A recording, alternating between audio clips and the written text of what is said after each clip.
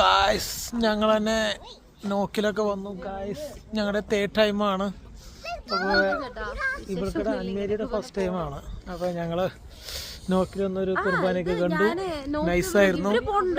അപ്പം ഞങ്ങൾ നോക്ക് പള്ളിയിൽ നിന്ന് തിരിച്ച് പോകുകയാണ് ഗായ്സ്.